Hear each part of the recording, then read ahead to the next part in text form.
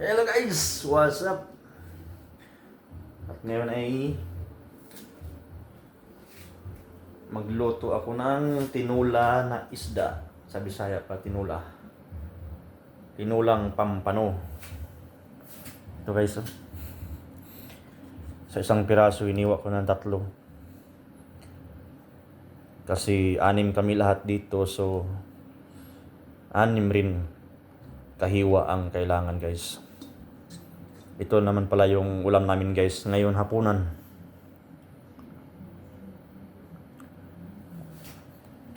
Yan yung ulam namin guys, hapunan. So maglagay lang ako ng sibuyas guys, kamatis, luya, sibuyas dahon, tanglad.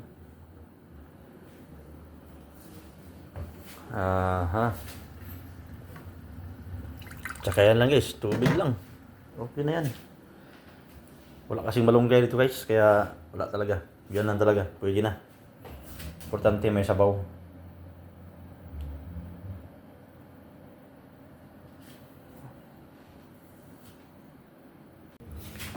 So ngayon guys, ay ilalagay ko na tong mga ricados sa tinula. Sibuyas,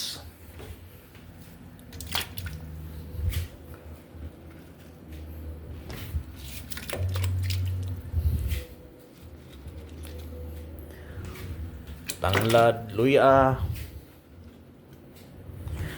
Luya pala sa Bisaya guys. Tapos Tagalog, luya lang din. Dinugtong lang. Tapos kamatis. So okay na yan guys. Takpan na natin. Para kung pag gumulo na, ilagay na natin yung isda sa sunod. Alright guys, at ang ating tubig ay kumulo na. So pwede natin ilagay yung mga isda guys. Pampano. Ito guys, ilagay na natin yan at para matimplahan na natin yan guys.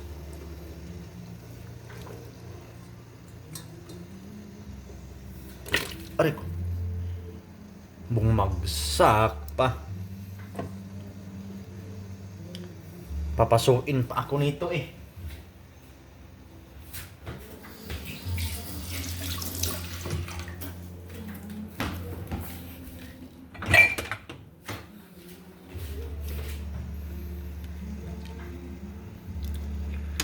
Alright guys, i-pwisto lang natin ang maayos at para ito'y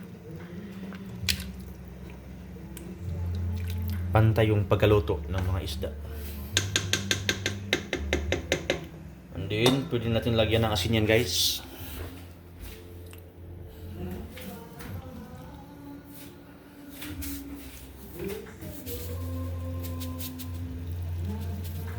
Naman katamtaman lang guys na hindi masyadong maalat.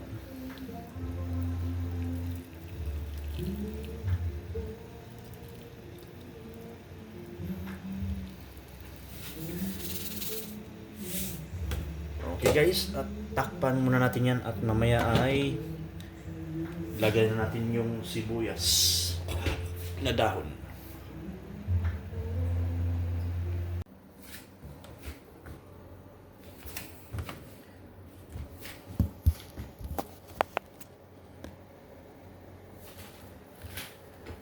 Alright guys, lalagyan lang ako ng kunting bitchin guys.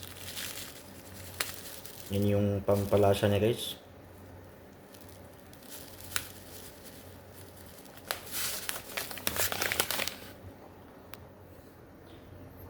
Ganyan lang guys, kunti lang.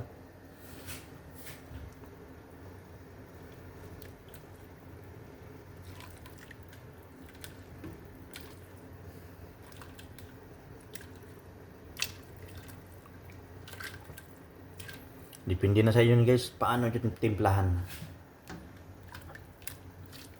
Depende na sa panlasa natin.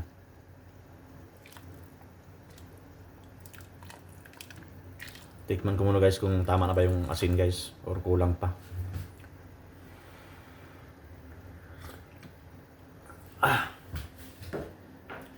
Medyo tabang pa guys. So, lagyan natin ng kunting asin guys.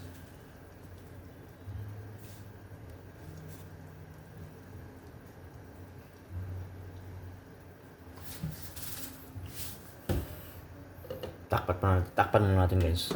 Pakuluin natin. Para sakto na yung timpla niya. Okay guys, tamang-tama na to guys. At ito ay kumulo na. Ilagay na natin yung sibuyas na dahon.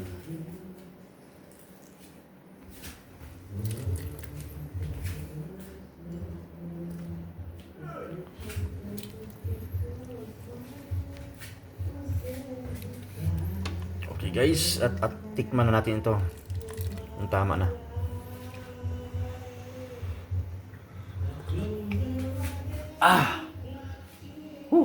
Sarap ng sabaw guys.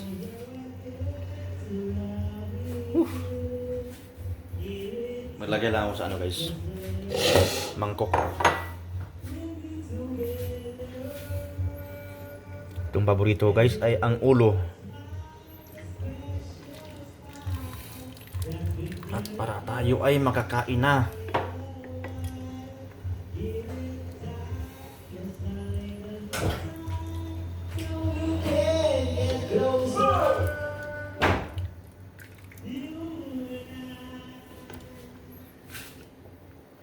Yan guys, ang ating pampano tinola. Ang sarap. Yummy. So delicious guys. Alright guys, thank you so much for watching. Don't forget to subscribe my YouTube channel. And just click the notifications bell. Thank you guys, God bless. Thank you for everything.